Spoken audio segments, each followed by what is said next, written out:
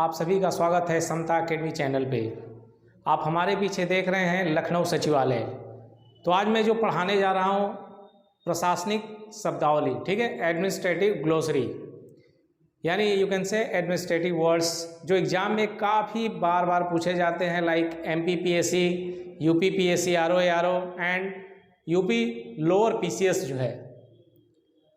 Even the exam ही नहीं, आपको job मिलने के बाद भी जो प्रशासनिक शब्दावली होते हैं वो काफ़ी इम्पोर्टेंट होते हैं और जिसे आपको जानना पड़ेगा, क्योंकि आपको कार्य करने में इससे सुगमता मिलेगी और आप बेहतर तरीक़ों से समझ सकते हैं कि आपके जो ऑफिसर है या आपके जो जूनियर हैं, मान लीजिए, वो क्या बोल रहे हैं। जो ऑफिस में लैंग्वेज यूज होती है वो रेगुलर जो हम यूज करते हैं वो वाले वर्ड्स नहीं है जो आप आसानी से समझ सकते हैं। और एग्ज़ाम्स में इसीलिए इंग्लिश टू हिंदी या हिंदी टू इंग्लिश पूछा जाता है, या कई बार जो है इसको मैच करने के लिए भी दे देता है। तो आइए अब हम देखते हैं कुछ इम्पॉर्टेंट वर्ड्स जो एग्ज़ाम में काफ़ी बार पूछे गए हैं। जैसे कॉग्निजेंस। कॉग्निजेंस का मतलब क्या होता है? संज्ञान, यानी कि जिसकी चीज़ की जो है आपको गहरी समझ हो, ठीक है। इसी तरीके से बोलते हैं कट मोशन। आपने सुना होगा कट मोशन, मतलब यहाँ सिर्फ काटने से नहीं है कोई मोशन को, कट मोशन यानी कटौती प्रस्ताव से मतलब है। इसी तरीके से एक्स ऑफिसियो पदेन, क्या होता है? एक्स ऑफिसियो पदेन। Deputation, Uttar Pradesh lower PCS 2019 mains में पूछा गया था, ठीक है। डेपुटेशन यानी प्रतिनियुक्ति। जैसे आप पहले से कहीं पे हैं और आपको दूसरे जगह भेजा गया किसी काम के लिए, ठीक है, प्रतिनियुक्ति जो है, ठीक है, परमानेंट नहीं। तो ये पूछा गया था 2019 Uttar Pradesh lower PCS mains में। तो ऐसे ही हमने यहाँ पे बहुत इंपॉर्टेंट वर्ड्स को कलेक्ट किया है जो एग्जाम में बार बार पूछे गए हैं। तो दोस्तों, डेपुटेशन यानी प्रतिनियुक्ति। Next, up to date. Up to date माने अद्यतन, राइट। टेंडर, टेंडर का मीनिंग क्या होता है? निविदा, ठीक है। लम शम यानी एक मुश्त। सब्स्टिट्यूट, सब्स्टिट्यूट यानी स्थानापन्न, ठीक है। कंटीजेंसी, आकस्मिक व्यय हो गया, कंटीजेंसी फंड हो गया। सब्सटेंसिव, सब्सटेंसिव इसका मीनिंग क्या होता है? मूल। सब्सटेंसिव यानी मूल। रिमाइंडर, रिमाइंडर मतलब अनुस्मारक, आपको याद दिलाना। री मतलब क्या होता है? अगेन। देखो, री मतलब होता है दोबारा, जहां भी री लग गया, ये रूट वर्ड है। री मीन्स होता है दोबारा, अगेन, ठीक है। नेक्स्ट, टैक्सेशन यानी करारोपण। सैबोटेज, आप न्यूज़पेपर देखते होंगे, खासतौर से जैसे द हिंदू न्यूज़पेपर हो गया, तो उसमें जो वर्ड्स यूज होते हैं काफ़ी बेहतरीन वर्ड्स यूज होते हैं। सैबोटेज यानी कहीं तोड़ फोड़ हो गया, सैबोटेज तोड़ फोड़। प्रोविजन यानी उपबंध। डॉक्यूमेंट, डॉक्यूमेंट को हिंदी में क्या बोलते हैं? प्रलेख। एबोलिशन यानी उन्मूलन, ठीक है। एबव साइटेड यानी ऊपर कथित, ठीक है। जैसे कुछ लिखा हुआ है, पैसे जो नीचे लिखा रहता है, एबव साइटेड यानी ऊपर कथित, ऊपर उल्लेखित। एब्जॉर्प्शन यानी अवशोषण। कोड ऑफ कंडक्ट यानी आचार संहिता। कॉग्निजेंस यानी संज्ञान, गहरी समझ। बिक्वेस्ट यानी वसीयत। डी नोवो यानी नए सिरे से, फ्रॉम बिगिनिंग।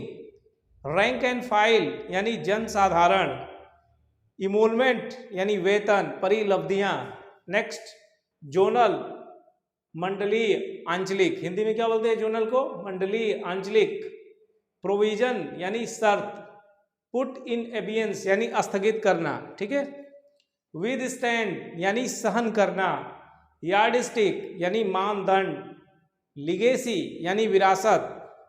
सेंशन यानी मंजूरी, स्वीकृति। बोलते हैं ना कि मेरा लोन सेंशन हो गया बैंक से, या जो है मेरी छुट्टी सेंशन हो गई, इसका मतलब क्या हुआ? कि मंजूरी मिल गई, स्वीकृति मिल गई। सेडिशन यानी राजद्रोह। फ्रेंचाइज यानी मताधिकार। एडल्ट फ्रेंचाइज यानी वयस्क मताधिकार, ठीक है। एक्सीजेंसी यानी तात्कालिक आवश्यकता, इसे नोट कीजिए। इसी तरह से साइनोप्सिस माने सार, ठीक है, रूपरेखा। बोलते हैं ना कि UPSC की तैयारी कर रहे हो या PCS की तैयारी, एक साइनोप्सिस बनाओ ताकि एक रूपरेखा बनाओ चैप्टर का और फिर एक्सप्लेन करो। तो इससे क्या होता है, बेटर जो है आपको किसी भी क्वेश्चन का सिनॉप्सिस आपने तैयार कर दिया, आपने एक रूपरेखा बना दिया कि हाँ भाई पहले इसमें जो है प्रस्तावना लिखना है, फिर जो है क्यों हुआ, इसके कारण क्या थे उसमें, ठीक है, इसका प्रभाव क्या हुआ। तो इस तरीके से साइनोप्सिस एक चार्ट के थ्रू, फ्लो चार्ट के थ्रू जब हम एक्सप्लेन करते हैं उसी को बोलते हैं साइनोप्सिस, यानी रूपरेखा सार जो है। तो इसे लिखिए, फिर कुछ इंपॉर्टेंट जो वर्ड्स है उसको भी हम बताते हैं, सो दैट हम कम समय में ज़्यादा से ज़्यादा जो है कंटेंट और जो एग्जाम में पूछे गए हैं उनको कवर कर सकें। Please write down. देखते हैं टैरिफ। मोबाइल में आप रिचार्ज करते होंगे, जैसे कोई जियो का रिचार्ज करता है 199, कोई जो है 799। तो टैरिफ है क्या? टैरिफ सभी बोलते हैं, लेकिन हिंदी में इसी को बोलते हैं दर सूची। क्या बोलते हैं? दर सूची या प्रशुल्क। साइनोप्सिस रूपरेखा सार, लेवी, लेवी का मतलब होता है उगाही, उद्ग्रहण, राइट। नेक्स्ट LIEN, लियन, वैध अधिकार, ठीक है। लोकस स्टैंडी यानी सुने जाने का अधिकार। कॉन्करेंस यानी सहमति। कांकर यहाँ तक क्या है, कांकर यानी वर्ब हो गया, सहमत होना, उसी से बन गया कॉन्करेंस नाउन यानी सहमति। नेक्स्ट कंसेशस, आम सहमति जो है।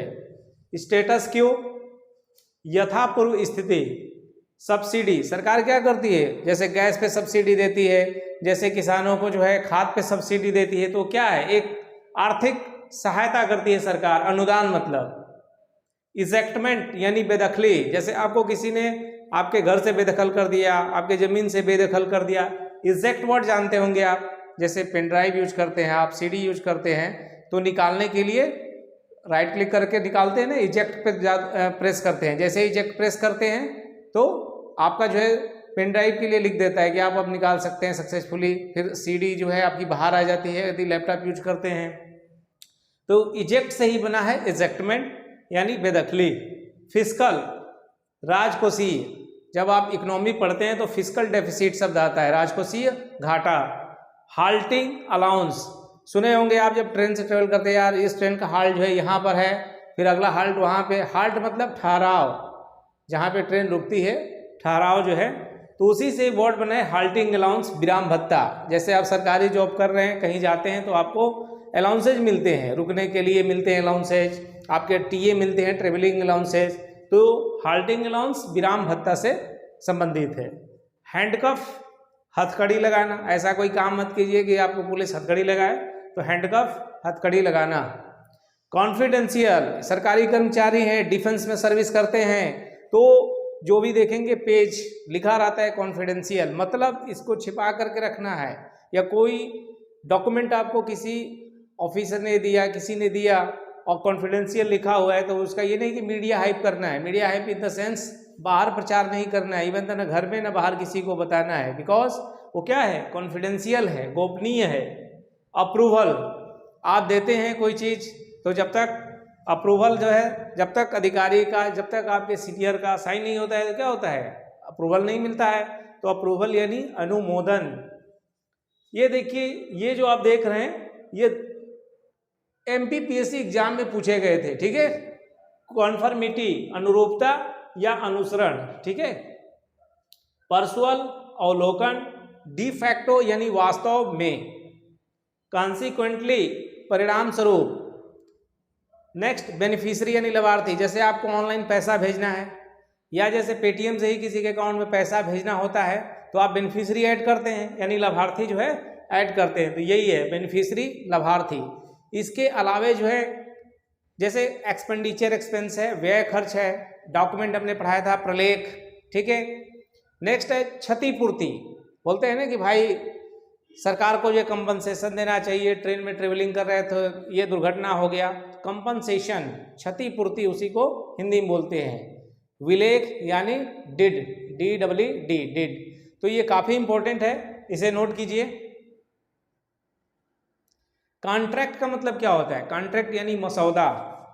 एक तय हो जाता है दो लोगों के बीच में कि हाँ भाई ठीक है, 2 या 3, कॉन्ट्रैक्ट माने मसौदा कि हाँ हम इतना पैसा देंगे, आप ये काम कर दीजिए।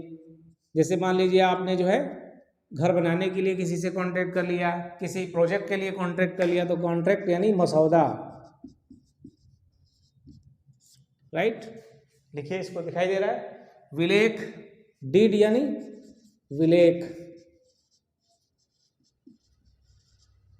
नोट करते जाइए दोस्तों, ये काफी इंपॉर्टेंट है, ठीक है। रिफ्लेक्शन यानी परावर्तन, रिफ्लेक्शन यानी परावर्तन, साइंस में आप पढ़े होंगे, ठीक है। अगर कोई रे किसी भी बेस पे या किसी भी जो है जगह पड़ती है तो फिर वहां से क्या होती है, वो टकरा कर वापस ऊपर जाती है, उसी को परावर्तन, रिफ्लेक्शन, ठीक है। तो इसे नोट कीजिए।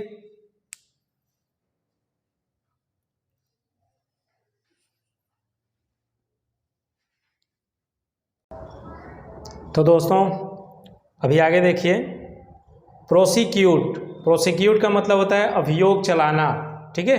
प्रोसिक्यूट अभियोग चलाना। मोडस ऑपरेंडी यानी कार्य प्रणाली।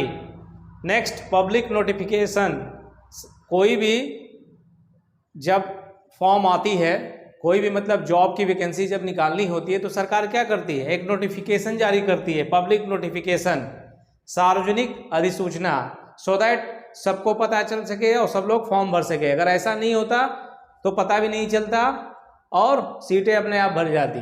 तो इसलिए क्या आती है, पब्लिक नोटिफिकेशन आता है, सार्वजनिक अधिसूचना जो है, माइन्यूट्स कार्यवृत्त या लिखित ब्यौरा। नेक्स्ट, एंडोर्स यानी पृष्ठांकन।